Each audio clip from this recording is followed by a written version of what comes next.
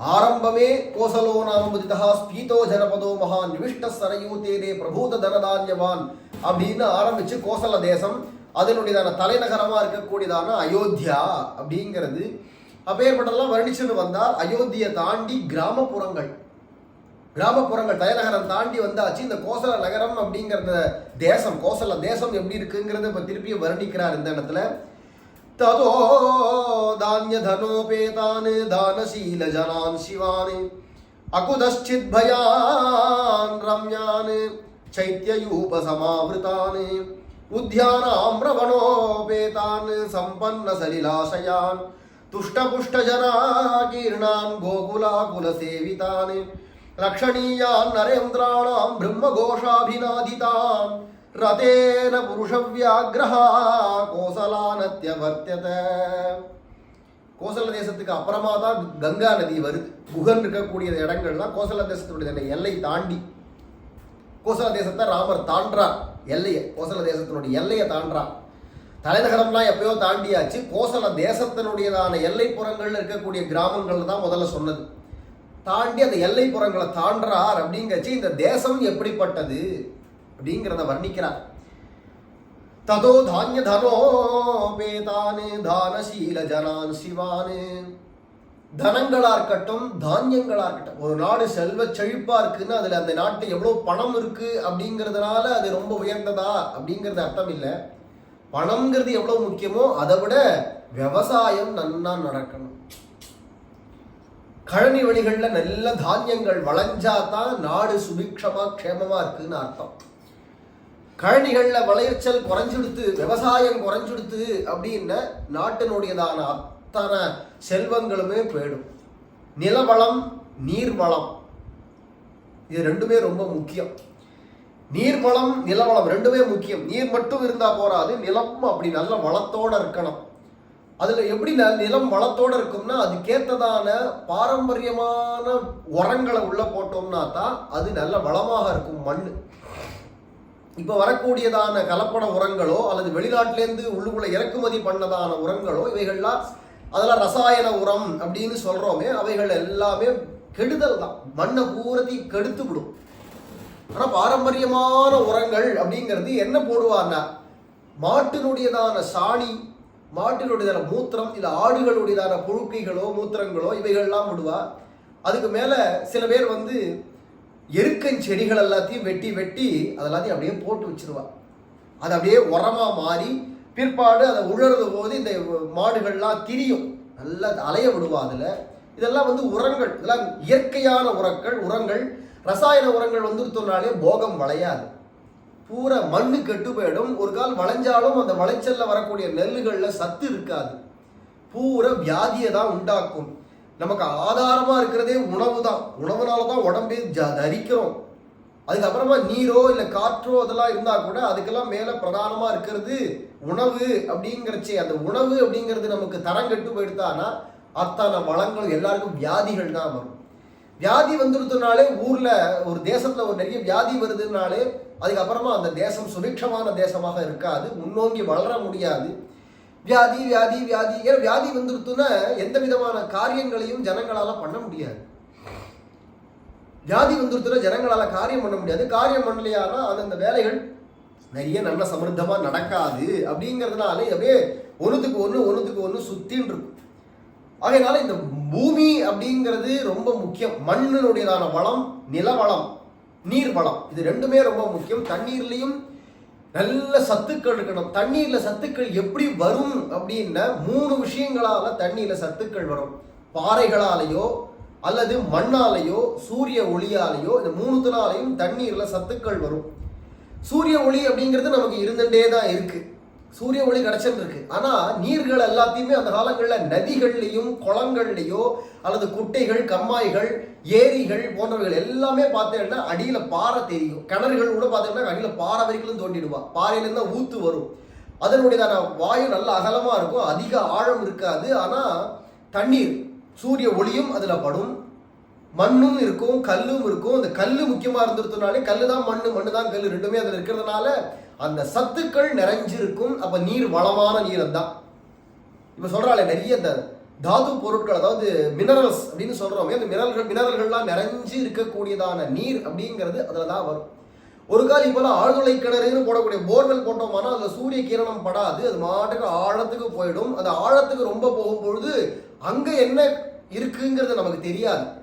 அங்கே ஒரு கால் சத்துக்கள் அந்த அளவுக்கு மேலாக சத்துக்கள்லாம் இருக்கும், அடியில் போக போக அதிகமான சத்துக்கள் இருக்கும்னு சொல்ல முடியாது. ஏன்னா பாறைகளுக்குள்ளுக்குள்ள சத்துக்கள் இருக்கும்னு சொல்ல முடியாது. மண்ணும் பாறையும் சேர்ற இடங்கள்ல தான் சத்துக்கள் கொஞ்சம் தூரத்துக்கு அதிகமாக இருக்கும். இதெல்லாம் ஆராய்ச்சி பண்ணி பார்க்குறவாளுக்கு புரிகிற விஷயம். ஆராய்ச்சி பண்ணுறவா உண்மையை சொல்லுவாளோ சொல்ல மாட்டாளோ தெரியாது, அது ஒரு பக்கம் இருக்கட்டும். அப்போ நதிகள் அப்படிங்கிறதா நிறைய இருக்கும், குளங்கள் நதிகள், அதனாலதான் நிறைய ஜலம் இருக்கும். குளத்துலலாம் பார்த்தோன்னா கூட நடுவில் குறிப்பிட்ட இடத்துல ஆழமாக தோண்டி இருப்பா, அங்கேருந்து தண்ணீர் வரும், ஊத்து அங்கதான் பாறையிலேருந்து தான் ஊத்து வரும். அந்த ஊத்து வரக்கூடியதான ஜலமானது அப்படியே மண்ணில் படர்ந்து மண்ணில் வழியாக தான் மேலே குளமாக படிக்கட்டுகள்லாம் இருக்கும்.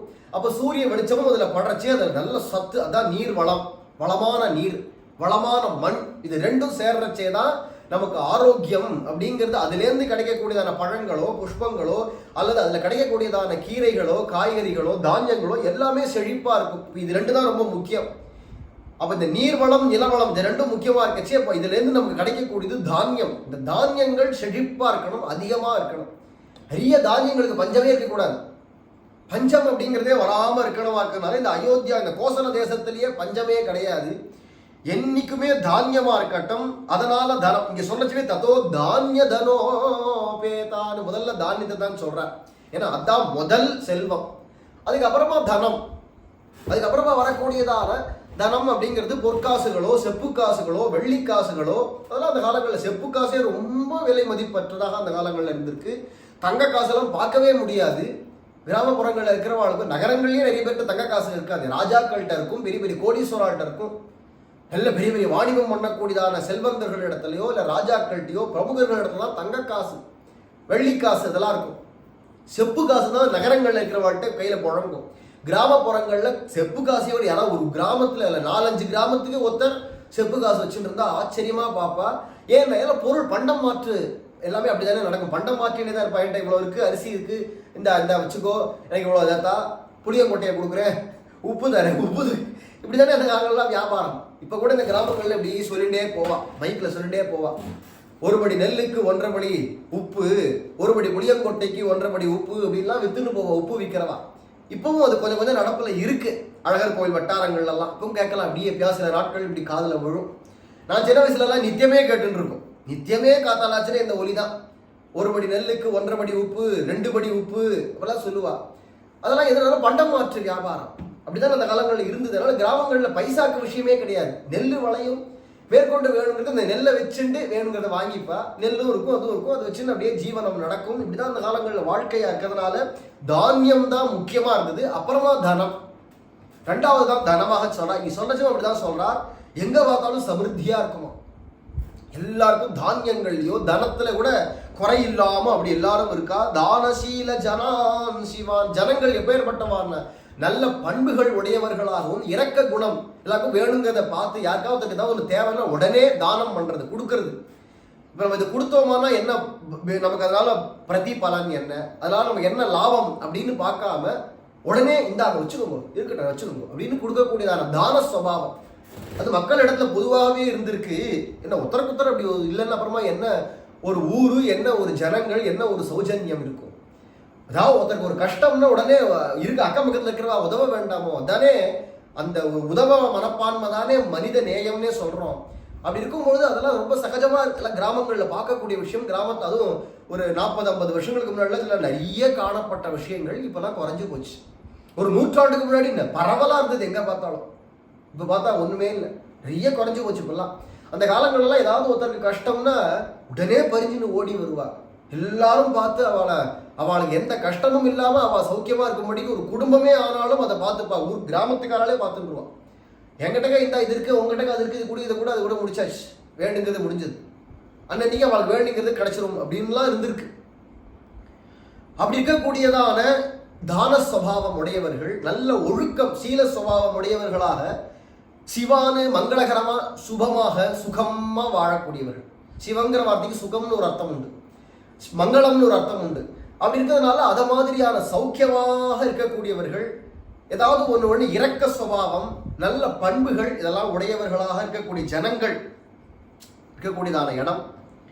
அகுதச்சித் பயானு ரம்யானு, எங்க பார்த்தாலும் ஒரு பயம் கிடையாது, திருட்டு பயம் கிடையாது, அல்லது அக்னி பயம் கிடையாது. இந்த மாதிரியான என்னென்ன பயங்கள், பூகம்பம், அக்னினால அக்னி விபத்து, அந்த மாதிரியான பயங்கள் என்னென்ன உண்டோ எந்த விதமான பயங்களும் கிடையாதாம் இந்த தேசத்துல.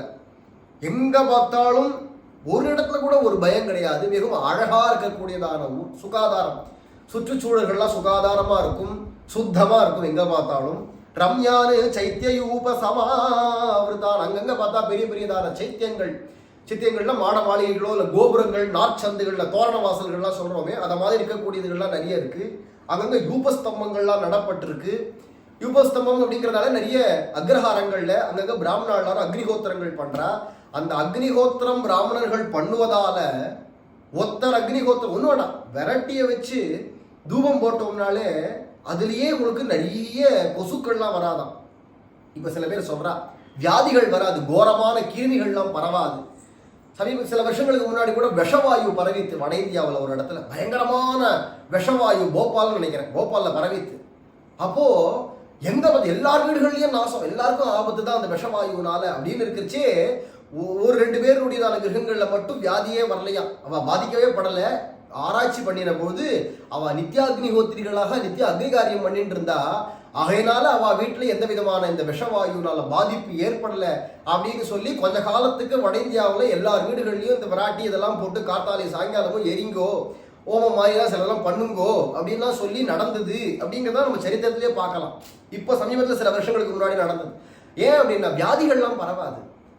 அது தெய்வங்களை குறித்து நம்ம பண்ணக்கூடியதான பக்தி அப்படிங்கிறதையே வச்சுட்டு அதுலேயே பார்த்தோம்னா மற்றொரு பக்கத்தில் நமக்கு ஆரோக்கியத்தையும் விதைச்சிருக்கா. ஆரோக்கியத்தை மட்டும் இல்லை, தெய்வ பக்தி ஆரோக்கியம் ரெண்டும் கலந்து கலந்து கலந்து தான் பெரியவர்கள்லாம் காட்டி கொடுத்துருக்கா. அப்படி இருக்கிறதுனால அதெல்லாத்தையும் அவ்வளவு நமக்கு நன்மைகளை விளைவிக்கக்கூடியதாக இருக்கிறதுனால எந்த விதமான வியாதிகளும் கிடையாது.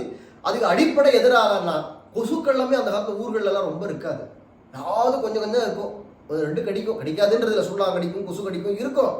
ஆனால் இப்போ மாதிரிலாம் ஒரே படையெடுத்து வருது, எங்கே பார்த்தாலும் அப்படியே அப்புறது கொசு அப்படிங்கிறதெல்லாம் இப்போ பார்க்குறோம். இதெல்லாம் காடுகளில் வேணால் இருக்கும், காடுகள்லேயே கூட அந்த அளவுக்கு அதிகமாக இருக்குன்னு சொல்ல முடியாது. ஏன்னா அங்கே மாட்டு சாணங்கள் இருந்தாலே அந்த அளவுக்கு அந்த வாசனைக்கே வராது அப்படின்லாம் சொல்கிறா. ஒவ்வொருத்தர் வீடுகள்லையும் மாடுகள் இருக்கும், அதோட அந்த சாணிகளில் வச்சுதான் வீடு பூரா மெழுகி இருப்பா. சாணி அப்படிங்கிறத போல ஒரு கிருமி நாசினி மற்றொன்று கிடையாது. சாப்பிட்ட இடத்தெல்லாம் கூட சாணியை வச்சுதான் சுத்தம் பண்ணுவா, ஏன்னா அது ஒரு கிருமி நாசினி. மேலும் அதனுடைய பிராட்டியாக அந்த சாணியையே காய வச்சதான பிராட்டியை கொண்டு பண்ணக்கூடியதான அக்னி காரியங்களோ இல்லை அடுப்பில் சமையல் பண்ணா கூட தளிய பண்ணா கூட அதை பிராட்டிகளை வச்சுன்னு பண்றதுனால அந்த புகை எவ்வளவு தூரம் போறதோ அவ்வளவு தூரத்துக்கு அந்த வியாதிகள் இருக்காது. கிராமத்துல எல்லார் வீடுகள்லையும் சாணியை வச்சு மெழுகுவா, எல்லார் வீடுகள்லையும் மராட்டி போட்டு தான் சமையல் பண்ணுவா, தளிகை பண்ணுவா. அப்ப அதனால என்ன ஆகுதுன்னா நிறைய அந்த விராட்டியினுடையதான புகையினால வியாதிகள் பரவாது. மேலும் அக்னி காரியங்கள் பண்ணும்பொழுது அதை வச்சுண்டு அந்த சவித்துகளா இருக்கக்கூடியதான அந்த சுள்ளிகள்லாம் சொல்றோமே அந்த குச்சிகளை சேர்த்து ஆஜ்யம் சேர்த்து நம்ம பண்ணக்கூடியதான அந்த ஹோமங்கள் அக்னி காரியங்களுடைய புகை அது எவ்வளவோ நன்மைகளை விளைவிக்கிறது, உடம்புக்கு ஆரோக்கியம். கண்ணுலேருந்து ஆரம்பிச்சு உள்ளுக்குள்ள இருக்கக்கூடிய எல்லா உறுப்புகளுக்கும் அவ்வளவு நன்மைகளை விளைவிக்கக்கூடியது, எல்லா மங்களங்களையும் உண்டாக்கும், அமங்கலங்களா இருக்கக்கூடிய எல்லாம் போக்குமா இருக்கிறதுனால அதை மாதிரி இருக்கிறதுனால தான் அதெல்லாம் பண்ணணும்னு வச்சா. ஹோமங்கள் பண்ணோமானா பவித்திரமானது, அதில் இன்னென்ன திரவியங்கள் தான் சேர்க்கலாம்னு இருக்கு. அதை அந்த மாதிரி சேர்த்தோமானா அதுக்கு என்னென்ன பலன், இதனால நமக்கு உடம்பு ஆரோக்கியத்துக்கு என்னென்ன வருது அல்லது மங்களமான பலன்கள் என்னென்ன எல்லாமே நமக்கு காட்டி கொடுத்துருக்கா. அப்படிங்கிறதுனால அதெல்லாம் தெரியாதனால இப்போ நிறைய பேர் அக்னி காரியங்கள் பண்றதும் இல்லை.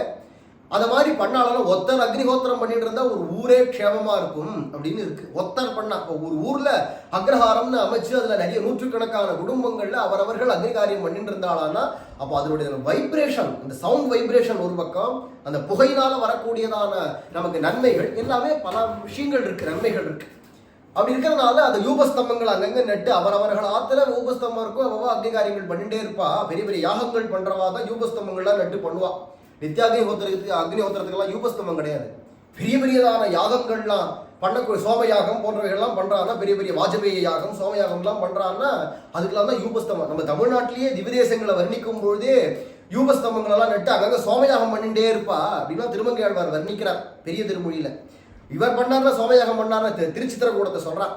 தில்லை சிதம்பரம்னு சொல்றோமே, அந்த திருச்சித்திரக்கூடத்தை சொல்லச்சேவே அங்க இவர் சோமயாகம் முடிச்சாருன்னா உடனே அடுத்தவர் சோமயாகம் பண்ணுவார். அவர் முடிச்சா இவர் முடிச்சா அவர்னு மாத்தி மாத்தி பண்ணிட்டே இருப்பார்னு எங்க வியாக்கியானத்துல வர்ணிச்சுட்டு போறார். ஆழ்வாரே அப்படி வர்ணிக்கிறார் பாசுரங்கள். அந்த அளவுக்கு இருந்ததுனால எல்லாருக்கும் நிறைய நன்மைகள் ஏற்பட்டது. சைத்தியூப சமாவிருத்தாது உத்தியான ஆம்ரவனோபேதான் சம்பன்ன சலிலாசயான். பலவிதமான உத்தியானங்கள், பூங்காக்கள், நிறைய பூங்காக்கள்லாம் அங்கங்க இருக்கும். நிறைய மாந்தோப்புகள். அது என்னமோ தெரியல, திரும்பி திரும்பி மாந்தோப்புக்கு இவ்வளவு முக்கியத்துவம் கொடுக்குறார். அதுக்கு அவ்வளவு முக்கியம் இருக்கு. அதனாலதான் எந்த ஒரு ஃபங்க்ஷன் வந்தாலும் உடனே மாவலையை பறிச்சு வாசல்ல கட்டு.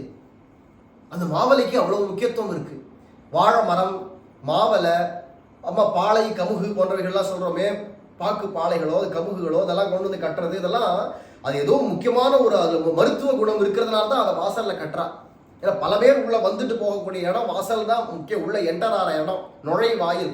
அங்க கொண்டு வந்து அதை கட்டணும் அப்படின்னா அதுல ஏதோ நன்மை இருக்கவே தானே அதை கொண்டு வந்து வாசல்ல கட்டுறா, இல்லைன்னா கட்ட மாட்டாளே. அப்ப அந்த மாவலிக்கு அவ்வளவு முக்கியத்துவம் இருக்கிறதுனால தான் அங்கங்க ஆரம்பத்தில் சொல்லிட்டு வர்றார். அங்கங்க மாந்தோப்புகள் நிறைய இருக்கு. மாந்தோப்புகள் அவ்வளவு வர்ணிச்சு சொல்றாருங்க. சம்பன்ன சலிலாசையா, நிறைய நிரம்பி தீர்த்தங்கள், நீர்நிலைகள்லாம் இருக்கா. குளங்கள், கிணறுகள், கம்மாய்கள் அல்லது இருக்கக்கூடியதான ஏரிகள், கால்வாய்கள், எல்லாத்துக்கும் சமிருத்தமா ஜலங்கள். இதுக்கெல்லாம் அடிப்படையா நதிகள்ல இருந்தா இத்தனைக்கு தண்ணி வருது. நதி எவ்வளவுக்குள்ள தண்ணியோட போறதோ பெருக்கெடுத்து போறதோ அந்த வேகத்துல தான் தண்ணி மண்ணுக்குழுக்குள்ள ஊடுருவி கிணறுகளோ குளங்களோ எல்லாத்துக்கும் தண்ணீர் நிறைய வரும், ஊத்து வரும். அப்படி இருக்கிறதுனால நிறைய ஜலாசயங்கள், நீர்நிலைகள்லாம் நிறைய இருக்கு. துஷ்ட புஷ்ட ஜனா கீர்ணான் கோகுலா குலசேவிதான். எங்க பார்த்தாலும் ஜனங்கள் எல்லா விதமான சந்தோஷங்களோட, எங்க பார்த்தாலும் முகத்துல மலர்ச்சி தான், இன்பம் தான். துஷ்டி புஷ்டி, புஷ்டிங்கிறது ஆரோக்கியம், துஷ்டிங்கிறது மனசுல வரக்கூடியதான சந்தோஷம். இவைகள் எல்லாம் நிரம்ப பெற்றவர்களாக ஜனங்கள் இருக்கா. யார் முகத்தையும் சோகம் இல்லை. ஐயோ மாகஸ்டிது துக்கம் ஆப்ரியாது அப்படின்னு சொல்லும்படிக்கு யார் ஒருத்தர் கூட ஊர்ல துக்கப்பட்டு கஷ்டப்பட்டு கவலைப்பட்டு ஐயோ அப்படின்னு சொல்லக்கூடாது. அதுதான் கடல் சூழ்ந்த மண்ணுலகும் வாழ அப்படின்னு சொல்றோம் இல்லையா. அப்பேற்பட்டதான ஊர்கள் இருக்கிற எல்லா ஜனங்களும் நிம்மதியா சுபிக்ஷமா இருக்கணும். இதுவே வேத மந்திரம் தான். அது மாகஸ்டித் துக்கபாக் பவேத், மாகஸ்டித் துக்கம் ஆப்னியாத் அப்படின்லாம் பலவிதமான மந்திரங்களோ ஸ்லோகங்களோ எல்லாம் இருக்கு. யாரும் கஷ்டப்படக்கூடாது. அதுதான் நம்மளுடைய ஒரே குறிக்கோள், ஒரே பிரார்த்தனை. யாருமே கஷ்டப்படுறவாளே கிடையாதாம். எல்லாரும் துஷ்டியோடையும் புஷ்டியோடையும் இருக்கார்கள். கோகுலா குல சேவிதாய். பலவிதமான கோகுலங்கள்ல ஆய்ப்பாடிங்கிறது பசுமாடுகள்லாம் நிரம்ப இருக்கக்கூடியது. அதை மேய்க்கக்கூடியதான கோணார்கள்லாம் நிறைய இருக்கக்கூடிய இடம். அவ வீடுகள்லாம் அழகழகா இருக்கும். பின்னாடி பார்த்தா பெருசு பெருசான கோசாலைகள், மாடுகள்லாம் இருக்கக்கூடியதான கொட்டகா, மாட்டு தொழுவங்கள் பெருசு பெருசா இருக்கும். அவரவர்கள் இடத்துக்கு 1000 பசுமாடு, 2000 பசுமாடு, 5000 பசுமாடுன்னு வச்சுட்டு இருப்பா ஒவ்வொருத்தரும். அவ அத்தனையும் பார்த்துக்கிறதுக்கு என்ன, அவ குடும்பத்தாரே பார்த்துருவா. அந்தந்த வீட்டுல குடும்பத்தார்கள் யார் யாருக்காளோ அவளே அந்த மாடுகள் அத்தனையும் கவனிச்சுப்பா. அழகா அதை மேய்ச்சின்னு போயிட்டு திருப்பி வந்து அதுகளை பார்த்துட்டு அதுலேருந்து வரக்கூடியதான பால்கள் அக்கம் பக்கத்தில் இருக்கக்கூடியதான கிராமங்களுக்கு கொடுக்கறதும். சிலலாம் ராஜாவுக்கு சொந்தமானதா இருக்கும். அப்போ அதுகளை அதுலேருந்து ராஜாவுக்கு இவ்வளவு குடம் பால் போகணும் அப்படிங்கிறதெல்லாம் அவளுக்கு வரி. அந்த அத்தனை குடம் இந்த பசுமா இங்க இருக்கக்கூடியதான இந்த ஆய்ப்பாடியில இவ்வளவு பசுமாடுகள் இருக்கு, 1,00,000 பசுமாடுகள் இருக்கு அப்படின்னா அப்போ ஒரு நாளைக்கு அந்த பசுமாடுகளுடைய கறவை பால் எவ்வளவு இருக்கும் அப்படின்னு கணக்கிட்டு சுமாரா இவ்வளவு அப்படின்னு வச்சுட்டு அந்த கணக்கு அப்படிங்கிறச்சே அதுல இவ்வளவு குடம், உதாரணத்துக்கு ஒரு 5 லட்சம் குடம் பால் வரும் அப்படின்னா அதுல இருந்து இவ்வளவு லட்சம் பால் குடம் இங்க ராஜா அரண்மனைக்கு வரணும் அப்படின்னு வரியாக செலுத்திடுவா. மிச்சம் இருக்கிறது அவ வியாபாரம். ஆயிரக்கணக்கான பசுமாடுகள் எல்லாம் அந்த காலத்துல நிறைய பால் கொடுக்கும். 1/2 லிட்டர் 1 லிட்டர் கொடுக்குற பால்லாம் கிடையாது அந்த காலத்துல. இப்பவே வட இந்தியா பசுமாடுகள்லாம், நம்ம நாட்டு மாடுகள் இருக்கு, கலப்படம் கிடையாது. அந்த நாட்டு மாடுகள் எல்லாமே நிறைய பால் கொடுக்கும். ஒரு வேளைக்கு 5 லிட்டர் 10 லிட்டர் 12 லிட்டர் கொடுக்குற மாடு, ஒரு வேளைக்கு 12 லிட்டர் கொடுக்குற மாடெல்லாம் நான் பார்த்துருக்கேன். அவ்வளவு பசுமாடுகள்லாம் நிறைய பால் கொடுக்கக்கூடியதா, அதுவும் சத்தான பால், நல்ல ஆரோக்கியமான அமிர்தமான பால் கொடுக்கக்கூடியதான பசுமாடுகள். அதை மாதிரி நிறைய ஆயிரக்கணக்கான லட்சக்கணக்கான பசுமாடுகள் இருக்கச்சு அவ்வளவு பால் வரும். அத்தனை பால்ல இவ்வளவு அரசாங்கத்துக்கு கொடுத்துட்டு மற்றவைகள் அவ தாங்கள் ஜீவிக்கிறதுக்கு வித்து அதெல்லாத்தையும் மோராவோ தயிராவோ வெண்ணெய் நெய்யாவோ அதெல்லாம் விற்பா. அதெல்லாம் அவ வேணுங்கிறவா வாங்கிப்பாங்கிறச்சு. அதை மாதிரியான கோகுலங்கள் அதெல்லாம் நிறைய அங்கங்க நிறைய பசுமாடுகள். கோதனம் பரமம் தனம் அப்படின்னு ஒரு வாக்கியம். கோதனம், கோ அப்படிங்கிறது பசுமாடுங்கிறது ஒரு பெரிய செல்வம். ஒருத்தர் வீட்டில் ஒரு பசுமாடு இருந்தா கூட அது பெரிய செல்வம் தான். அப்படி இருக்கச்சு ஆயிரக்கணக்கான பசுமாடுகளை வச்சு பராமரிக்கக்கூடியதான கோகுலம்னு சொல்லிட்டோம்னாலே ஆய்ப்பாடி, அதாவது பல கோப்பர்கள் பல இடையர்கள்லாரும் இருந்து பசுமாடுகளை பாதுகாக்கக்கூடியதான ஒரு இடத்துக்கு கோகுலம்னு சொல்லுவோம். இப்ப நந்த கோகுலம் அப்படிங்கிறதுல தான் கிருஷ்ணன் போய் வளர்ந்தது. அது மதுராவுக்கு சொந்தமான கோகுலம். அது மாதிரி அந்தந்த தேசங்கள்ல உண்டு. சில தேசங்கள்ல 4-5 கோகுலம் கூட வச்சிருப்பா. இதெல்லாம் ராமாயணம் மகாபாரதங்களோ அல்லது பாகவதம் புராணங்களோ யாரையும் பார்த்தாலுமே இந்த கோகுலங்களை பத்தி அங்கங்க தேசத்து கோகுலங்களை பத்திலாம் வர்ணனைகள் வருது. அதெல்லாம் ஒரு பெரிய தனம், அதெல்லாமே இங்க நிறைய நிரம்பி இருக்கு அப்படின்னு. லக்ஷணீயா நரேந்திராணாம் பிரம்ம கோஷாபிநாதிதானு ரதேன புருஷ வியாகிரஹா கோசலானத்ய வர்த்தத. பார்க்கறதே லட்சணமானது இந்த தேசம், லட்சணமா இருக்கக்கூடியதான தேசம். பிரம்ம கோஷாபிநாதிதாம், எங்க பார்த்தாலும் அங்கங்க பிராமணர்கள் அக்ரஹாரங்கள்ல உட்கார்ந்து கொண்டு அவர்கள் வேத கோஷம் பண்றாளாம். இவ பண்ணக்கூடியதான வேத கோஷம் 8 திங்முகங்கள்லையும் போய் எதிரொலிக்கிறது. அதாவது 8 திசைகள்லையும் போய் இவ சொல்ற வேத மந்திர கோஷங்கள் எதிரொலிச்சு வருதாம். அங்கங்க பக்கத்துல கிராமத்துல ஆயிரக்கணக்கான பிராமணர்கள் இருந்து கொண்டு அவர்கள் வேத பாராயணம் பண்ணிட்டு இருக்கான்னா ஊர்ல லட்சக்கணக்கான பேர் இருப்பா. பிராமணால் ஆயிரக்கணக்கான பேர் இருந்து கொண்டு வேத கோஷம் பண்ணும்பொழுது அந்த வேத மந்திர ஒலி அப்படி பரவுறது எங்க பார்த்தாலும். பிரம்மகோஷாபிநாதிதாம் ரம்யேன ரதேன புருஷ வியாகிரஹா. புருஷ ஆண் புலியா இருக்கக்கூடியதான ராமர் இந்த தேர்ல கிளம்பி போகக்கூடியதான தேர்ல இப்பேற்பட்டதான பெருமைகள் நிரம்பி பலவிதமான ராஜாக்கள் எல்லாரும் வந்துட்டு போறா. அவளாம் எதுக்கு வராங்க? சிற்றரசர்கள் வந்து கப்பம் கட்டுறதுக்கு வருவா தசரதர்கிட்ட. வந்து தசரதரை பார்க்கணும், இந்த காரியம் ஆகணும், அந்த காரியம் ஆகணும், இந்த செய்யணும், பல விஷயமான விசாரங்களுக்காக வந்து பார்க்கறதுக்கு பேட்டி காண்றதுக்கு வரதும் போறதுமா இருக்கும். எங்க பார்த்தாலும் பேர்பட்டதான நகரம் கோசல தேசம், அதனுடைய தலைநகரம் அயோத்தி.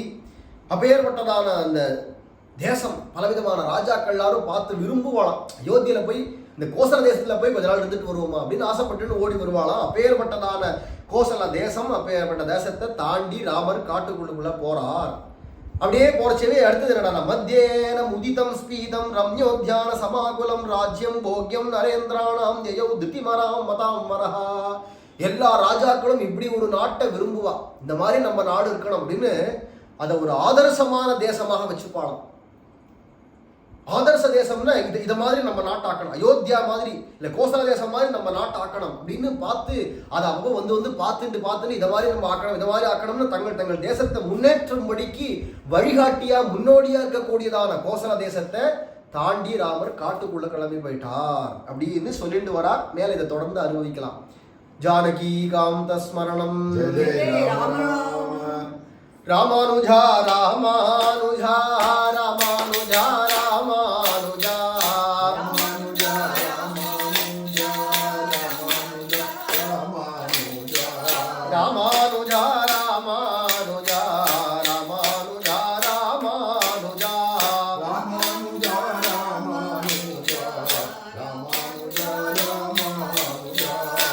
ராமானுஜா ராமானுஜா ராமானுஜா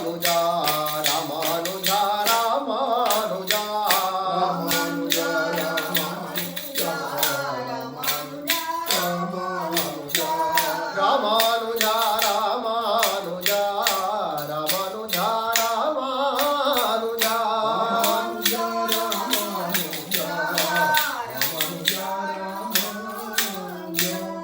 रामानुजाचार्य महाराज की जय। बोलो गोमटम स्वामी की जय।